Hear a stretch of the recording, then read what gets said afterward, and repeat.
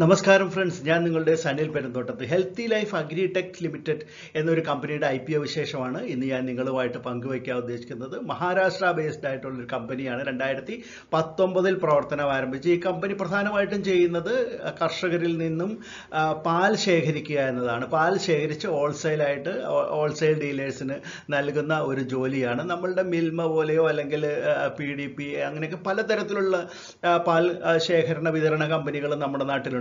ഏകദേശം അതുപോലെയുള്ള ഒരു ചെറിയ കമ്പനിയാണ് ഈ ഹെൽത്തി ലൈഫ് അഗ്രിടെക് ലിമിറ്റഡ് എന്ന് പറയുന്ന ഈ കമ്പനി. ജൂലൈ 13 മുതൽ 18 വരെയാണ് ഇതിൻ്റെ ഇഷ്യൂ ഓപ്പൺ ആയിരിക്കുന്നത്.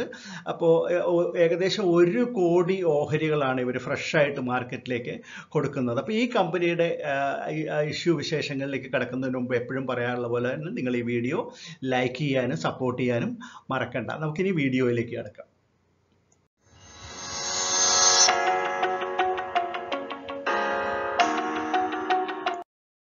ഹെൽത്തി ലൈഫ് അഗ്രിടെക് ലിമിറ്റഡ് എന്ന ഈ കമ്പനി പാലിൻ്റെ ശേഖരണം അല്ലെങ്കിൽ ക്ഷീരകർഷകരിൽ നിന്ന് പാൽ ശേഖരിച്ച് ഹോൾസെയിലായിട്ടും റീറ്റെയിലായിട്ടും ഡിസ്ട്രിബ്യൂട്ട് ചെയ്യുന്നു എന്നുള്ളത് കൂടാതെ ഇവരുടെ ഒരു പ്രത്യേകത, നമ്മുടെ കേരളത്തിലെ പാൽ കമ്പനികളിൽ നിന്നും വ്യത്യസ്തമായിട്ടുള്ള മറ്റൊരു പ്രത്യേകത, പോൾട്രി ഫാമുകളിൽ നിന്നും കോഴികളെ കൂടി, ചിക്കൻ കൂടി ശേഖരിച്ച് ഇവർ വിതരണം ചെയ്യുന്നുണ്ട് എന്നുള്ളതാണ്. അപ്പോൾ ഇവരുടെ പ്രോഡക്റ്റുകളിൽ പാലും പാലുൽപ്പന്നങ്ങളും കൂടാതെ തന്നെ ഈ ചിക്കൻ കൂടി അതിൽ വരുന്നുണ്ട്. ഹെൽത്തി ലൈഫ് എന്നുള്ള പേരിലാണ് ഇവരുടെ പ്രോഡക്ട്സ് എല്ലാം അറിയപ്പെടുന്നത്. സാധാരണയായിട്ട് മിൽക്ക് പൗഡർ, ബേക്കറി ഗുഡ്സ്, പിന്നെ butter milk, yoghurt, butter cheese, paneer, പിന്നെ milk cream, dips, custard, ghee, പിന്നെ ജ്യൂസുകൾ, ഇങ്ങനെയൊക്കെയുള്ള പ്രോഡക്റ്റുകൾ ഈ ചിക്കൻ അല്ലാതെ ഇതെല്ലാമാണ് പ്രധാന പ്രോഡക്റ്റുകൾ. അപ്പോൾ കർണാടകത്തിലും മഹാരാഷ്ട്രയിലുമായിട്ടാണ് ഇവരുടെ ബിസിനസ്സുകൾ നടക്കുന്നത്. അപ്പോൾ ഈ കമ്പനിക്ക് ISO 9001 2015 എന്നുള്ള ക്വാളിറ്റിയുടെ ഒരു സർട്ടിഫിക്കറ്റ് കൂടി കിട്ടിയിട്ടുള്ള കമ്പനിയാണ്. ഹെൽത്തി ലൈഫ് എന്ന ഈ കമ്പനിയുടെ പിന്നിലെ ചാലകശക്തിയായിട്ട് പ്രവർത്തിക്കുന്നത് 34 വയസ്സ് മാത്രം പ്രായമുള്ള ദിവ്യ മൊജാദ എന്ന് പറയുന്ന ഒരു യുവതിയാണ്.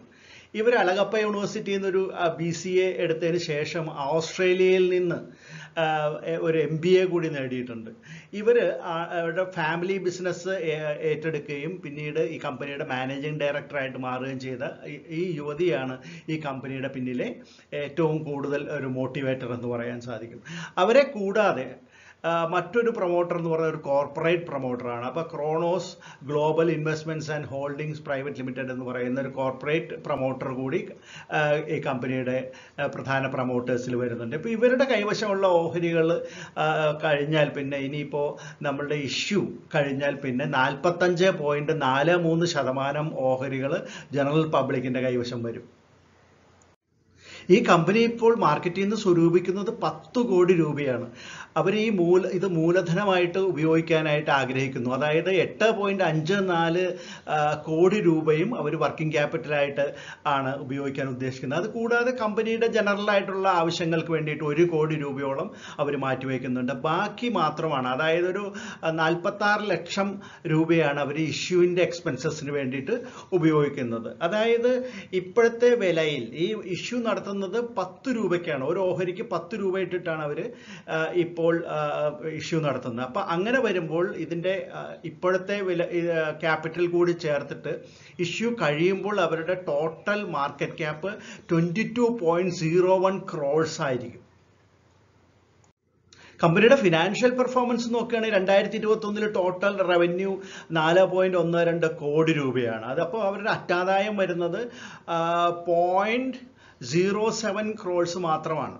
എന്നാൽ അടുത്ത വർഷം, അതായത് 2022 ഇതിൻ്റെ റവന്യൂ 33.96 കോടി രൂപയായിട്ട് വർദ്ധിച്ചു. അപ്പോൾ നെറ്റ് പ്രോഫിറ്റ് 0.83 കോടി, 83 ലക്ഷം രൂപയായിട്ട് പ്രോഫിറ്റും വളരെയധികം വർദ്ധിക്കുകയുണ്ടായി.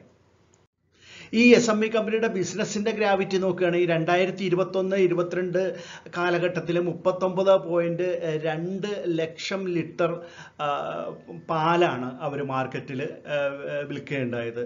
അതുപോലെ തന്നെ 7.69 ലക്ഷം കിലോഗ്രാം ചിക്കനും അവർ മാർക്കറ്റിൽ വ്യാപാരം നടത്തുകയുണ്ടായി. അപ്പോൾ ഇതിന് പാലിൻ്റെ കാര്യത്തിൽ 60.05%, ചിക്കൻ്റെ കാര്യത്തിൽ 39.95 ഇവരുടെ ടോട്ടൽ റവന്യൂവിൻ്റെ ആ പെർസെൻറ്റേജ് കാണിക്കുന്നത്. പിന്നെ മറ്റൊരു കാര്യം, നമുക്ക് ഈ കമ്പനിക്ക് ലിസ്റ്റ് ചെയ്ത് വരുമ്പോൾ ഒരു പിയർ കമ്പനി അല്ലെങ്കിൽ കോമ്പറ്റീറ്റർ എന്ന് പറഞ്ഞ് ഇതേ കാറ്റഗറിയിലുള്ള കമ്പനികളൊന്നും നമുക്ക് കാണാൻ സാധിച്ചിട്ടില്ല. ഇനി ഇതിൻ്റെ ഏറ്റവും പുതിയ വാല്യുവേഷൻസ് നോക്കുകയാണെങ്കിൽ ഏർണിങ്സ് പെർ ഷെയർ 7.44 എന്ന് കാണുന്നു. അതുപോലെ തന്നെ പി റേഷ്യോ പ്രീ IPO 1.34 എന്നാണ് കാണുന്നത്.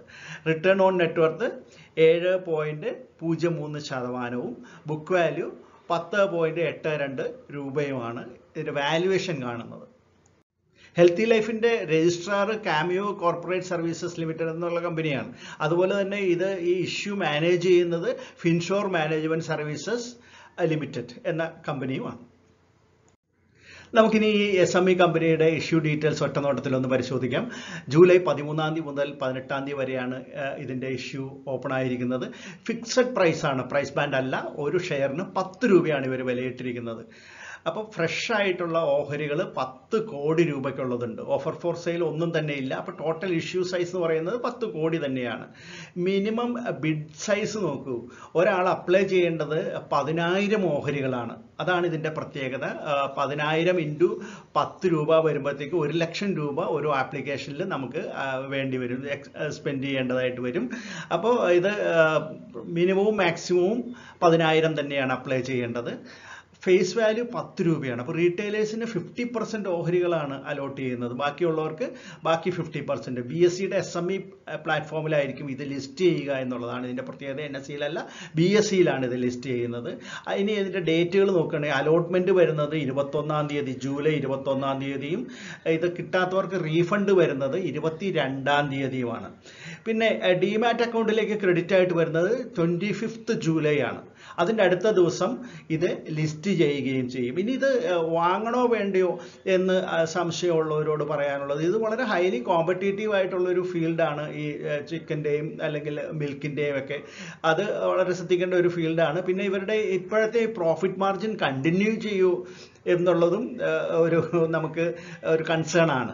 പിന്നെ മറ്റൊരു കാര്യം, ഇവരുടെ ഇപ്പോൾ ഇഷ്യൂ ചെയ്തിരിക്കുന്ന ഓഹരികൾ ഇഷ്യൂ കഴിയുമ്പോൾ ഏകദേശം 45.43% ഓഹരികളാണ് ജനറൽ പബ്ലിക്കിൻ്റെ കയ്യിലേക്ക് വരുന്നത്. അപ്പോൾ അത്രയ്ക്കും ഒരു വലിയ ശതമാനം ഓഹരികൾ ജനറൽ പബ്ലിക്കിൻ്റെ കൈകളിലേക്ക് വരുന്ന ഒരവസ്ഥ, അതായത് അത്രയും ഒരു വലിയൊരു ഡയലൂഷൻ വരുമ്പോൾ അതെങ്ങനെ വരും, അതൊരു കൺസേൺ തന്നെയാണ്.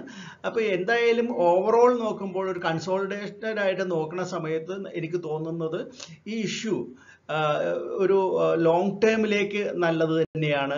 കുറച്ച് റിസ്ക് ആപ്പിറ്റേറ്റ് ഉള്ള ആളുകളെ സംബന്ധിച്ച് പറയുകയാണെങ്കിൽ ചെറുകിടക്കാർ വിട്ടു നിൽക്കണം എന്ന് തന്നെയാണ് എൻ്റെ അഭിപ്രായം. ഫ്രണ്ട്സ്, ഈ SME IPO വിശേഷവും നിങ്ങൾക്ക് ഇഷ്ടപ്പെട്ട് കാണുമെന്ന് കരുതുന്നു. ഇഷ്ടപ്പെട്ടെങ്കിൽ തീർച്ചയായിട്ടും ലൈക്ക് ചെയ്യാൻ മടിക്കരുത്, അതുപോലെ തന്നെ സപ്പോർട്ട് ചെയ്യാനും മടിക്കരുത്. നിങ്ങളുടെ കമൻറ്റുകളും വളരെ വിലപ്പെട്ടാണ്. നമുക്ക് മറ്റൊരു IPO വിശേഷമായിട്ട് നമുക്ക് ഉടൻ തന്നെ കാണാം. അതുവരെ നന്ദി, നമസ്കാരം, ബൈ.